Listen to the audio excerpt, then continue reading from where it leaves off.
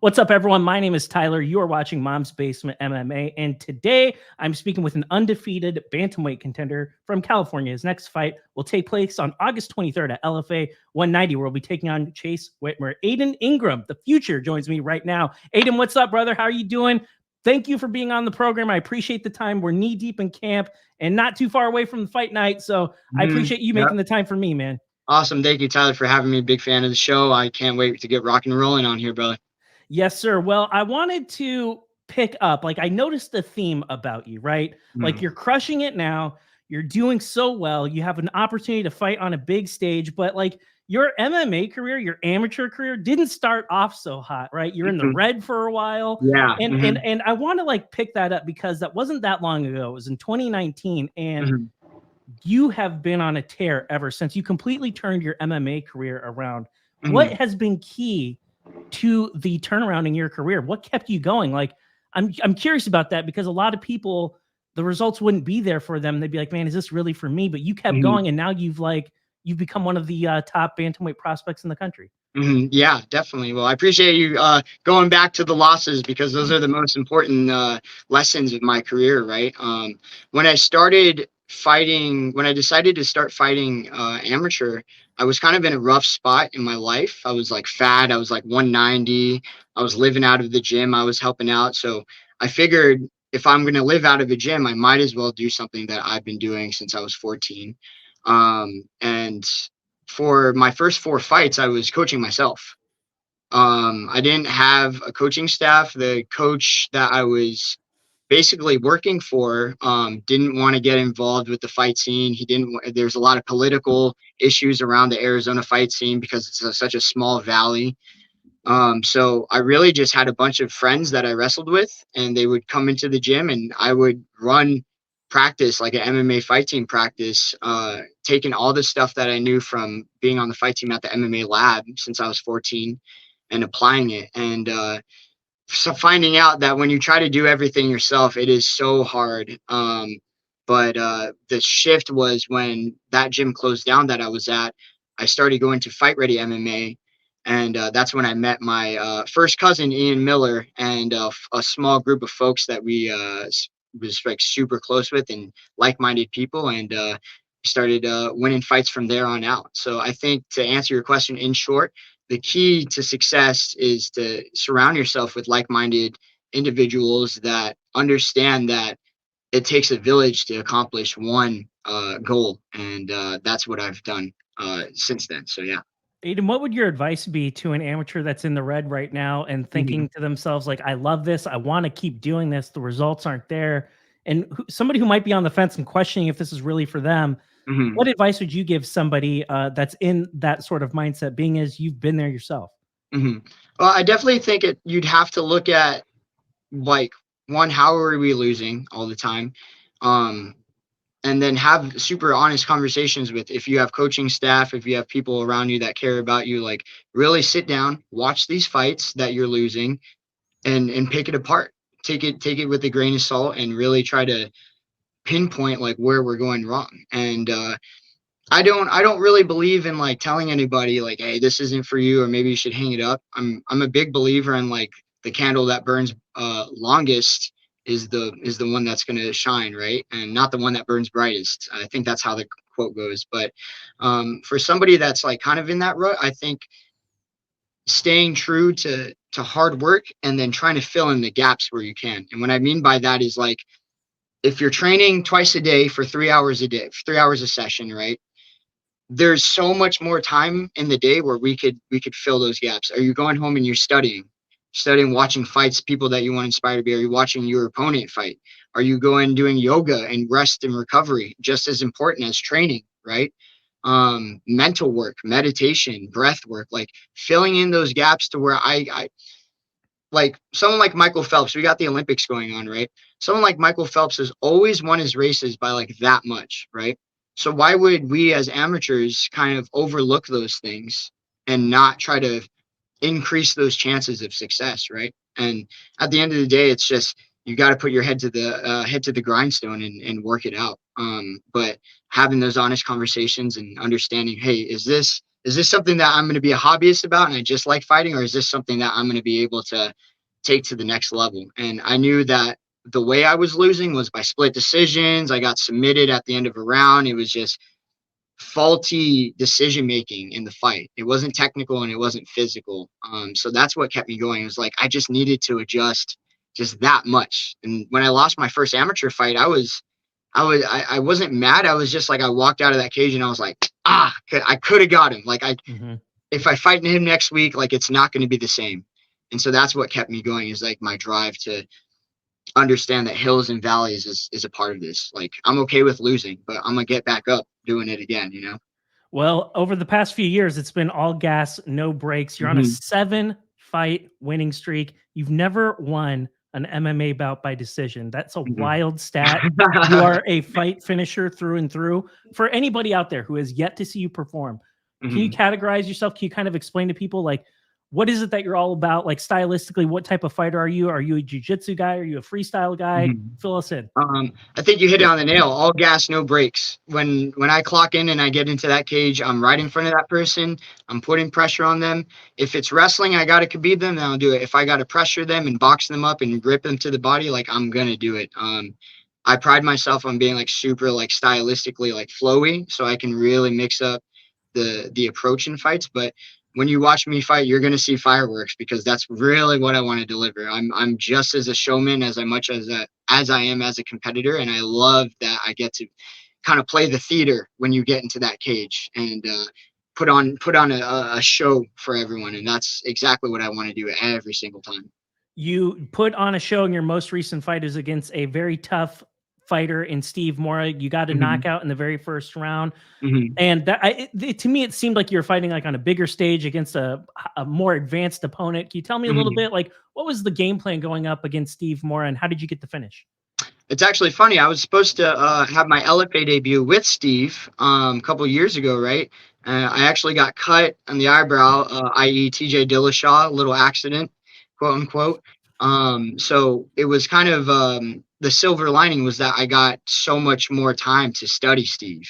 And almost like Chase is like, I know so many people that trained with Steve and Chase.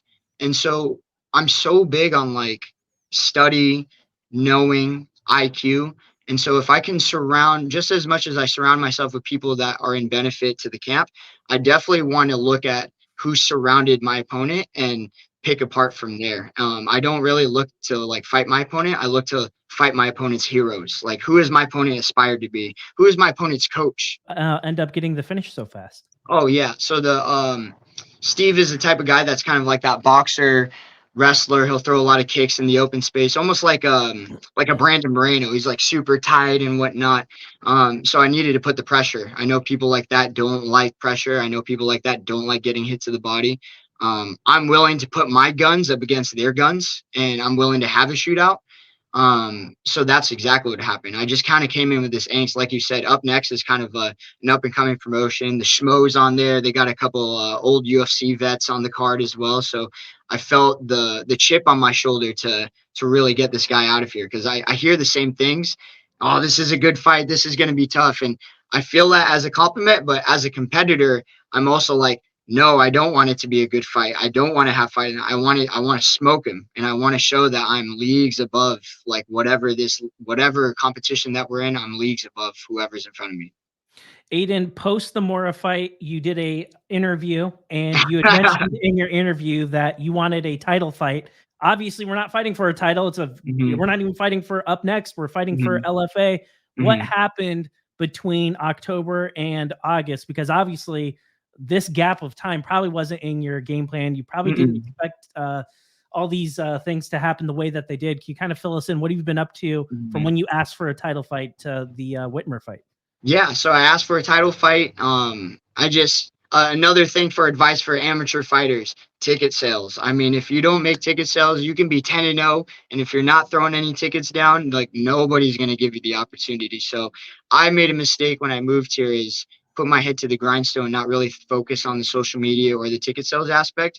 I felt the repercussion from that from the promoter, even though I put on a great performance. So I wanted the title fight. and then I coach my cousin as well. So we kind of piggyback off each other's camps. So in between then, I was coaching my cousin the month after, and I was supposed to fight 2 months after that. And then that fight fell off. I got injured. I actually hurt myself. So it's been a big gap, but I also see it as opportunity. It's like I'm growing every single day. Like I tell everyone, like, get me now, like fight me now so you can out me now, because the next fight's not going to be me. And the next fight after 2 months from now, I'm not going to be the same guy. So it's like kind of like Connor, kill me now when you have the chance, you know? That's an alarmingly good impression. But I would also say this fight is also like very, very high level. I look at Chase. I've watched this guy fight before. I think he's a 3-0 guy. I do not think he lost the one fight that's attributed to him in A1 combat. I thought he won that fight against Eddie. I thought he got jobbed out of a win. That's just my opinion. He grinded his way through that victory for sure. Like really, I thought he won. Yeah, I thought he won. So I look at this. I agree for sure. I look at this matchup as a 3-0 guy going up against a 3-0 guy. And obviously you're taking this fight because you like this matchup and you see something you like. Can you break down Chase's game for me? What is it that you see when you watch this guy perform? Well, first and foremost, he actually fought and beat one of my friends, Johnny Robles. So there's a lot of communication there. There's a lot of things that Johnny just freaking, he put the brakes on Chase. But Chase, being the tough, grimy fighter that he is, was able to come back and get the knockout himself, short hooks and whatnot. What intrigues me is that he's not afraid to fight. And if we make it out of the first round, then I'm way more excited to do that. I'm way more excited to go second round. I'm way more excited to go third round, because I never get to showcase, like, what we see in the first round is just phase one. Like I'm like, everything is geared to just wear on people. You know what I'm saying? So that was the big intrigue of this fight stylistically, is that Chase was not afraid to get his hands dirty in a fight, and he wasn't going to fall away if I start cracking him to the body and head, you know? Aiden, what's going to be the key to getting a victory over a high-level opponent like Chase? Like, I think of you, and I think of, for me, actually, I think of jiu-jitsu right away. I think of grappling. Do you see you leveraging into those skill sets over the course of this fight? Like, how do you see it playing out, and how are you going to beat a guy like this? I beat him by showing I'm the better MMA fighter. If it's wrestling, then I'll outclass him in wrestling. If he shows me a fault on the feet, then I'm going to pick him apart as well. But I really see this as a showcase for myself, to show that I can separate myself from the pack. I also see this as the opportunity for him to take all this hype and get another crazy flash knockout. So that's what really gets me up in the morning, and that's what really gets my blood boiling, is that I got a real good chip on my shoulder, and I want to see his guns against my guns, and I'm willing to show that my guns are they hit a little bit harder than his. I have to say, so the pendant that you're wearing, I know what that is. Are you trying to tell me something? Is that an Easter egg? Yeah, a little bit of an Easter egg. Yeah, I see him panic shooting when things get a little crazy in the fight. So I'm just letting him know, hey, Chase, that neck, you know what I'm saying? I'm always going to be chasing that neck. All right. I'm a little silly with the ghillie. Well, Aiden, aside from the matchup with Whitmer, it's also a big opportunity. You'll be fighting for LFA, and that is like one of the most well-respected regional MMA promotions in the country. How excited are you to fight for this promotion? What is the promotion getting by bringing somebody like you into the fold? I'm super excited about fighting for LFA. Like I said, I was supposed to have this for my pro debut. LFA has been a show that I'm a hardcore MMA fan, so I've always been a fan of watching LFA events since there would be like RFA and legacy fighting, you know.